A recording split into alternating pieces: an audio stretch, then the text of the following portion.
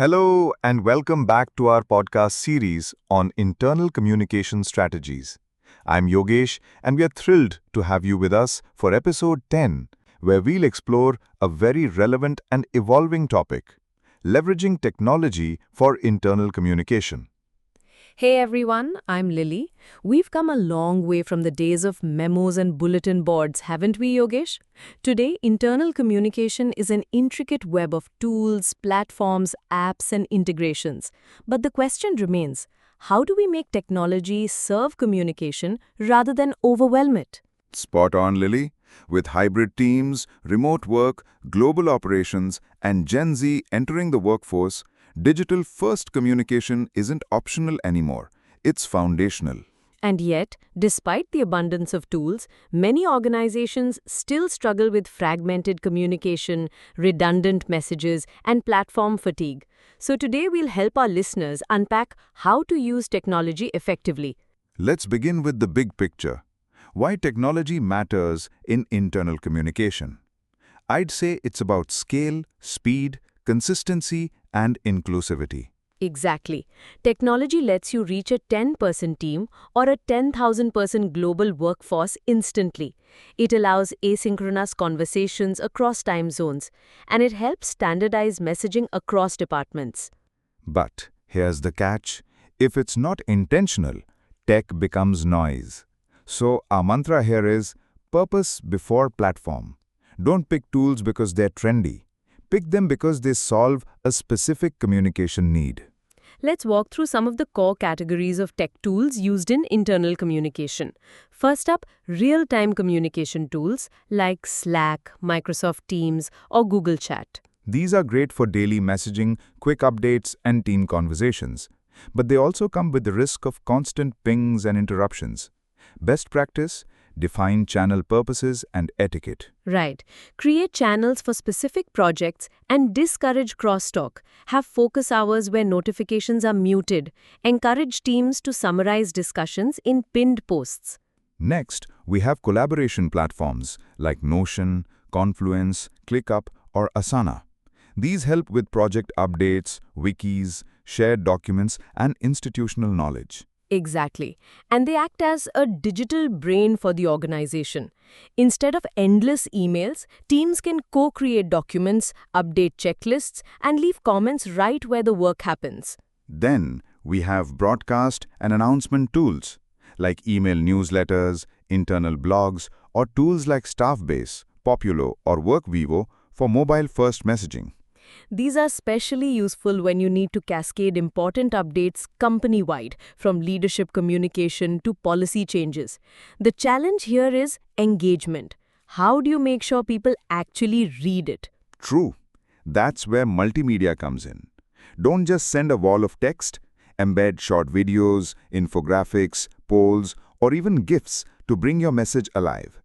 Let's not forget employee feedback tools like Office Vibe, Lattice, or even Google Forms. These help leaders gauge sentiment and close the feedback loop. And of course, we have virtual meeting platforms like Zoom, Google Meet, and Teams. These remain central for town halls, team check-ins, and spontaneous collaboration. Now, here's a big question. How do you prevent tool overload? Many teams feel they're using too many tools and not using any of them well. Great point. Step 1 is conducting a communication tools audit.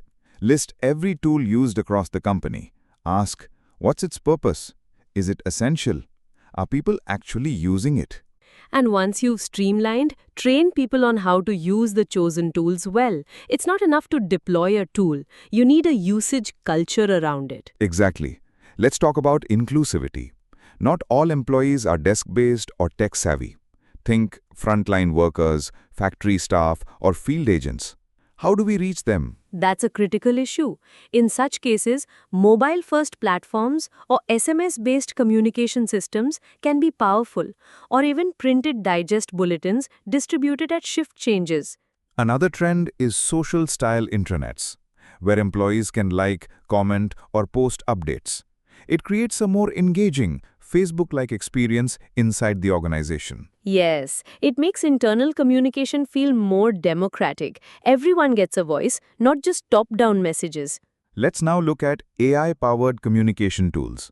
These can help summarize long messages, suggest edits for clarity, and even analyze sentiment across messages. And AI chatbots on intranets are great for FAQs like when's the next holiday or how do I apply for leave, reducing HR's workload significantly. Absolutely. But always ensure tech augments, not replaces human connection. A well-written email cannot replace a heartfelt one-on-one conversation. I love that. Technology should be an enabler, not a barrier. So before we wrap, let's offer some strategies for tech-enabled communication. First, choose tools based on communication goals. Quick update versus deep collaboration versus company-wide broadcast. Don't force one tool to do everything. Second, consolidate and declutter. Eliminate redundant tools, standardize where possible. Third, invest in onboarding and training.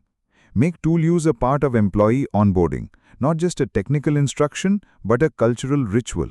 Fourth, measure engagement. Track open rates, responses, read receipts, or even employee feedback on communication effectiveness. And finally, make it human. Use video messages, emojis, GIFs, or even humor when appropriate. Don't lose the emotional connection. That was a great walkthrough, Yogesh. Technology is powerful, but it's people who give communication meaning. Thank you, Lily. And to our listeners, remember, it's not about the number of platforms you have. It's how well they serve your people. If you found this episode of Corporate Communication useful, don't forget to join us. leadershipacademy.tagbizzsutra.com. Do share it with your friends and colleagues and leave your review. Until then, review your tools, refine your strategies.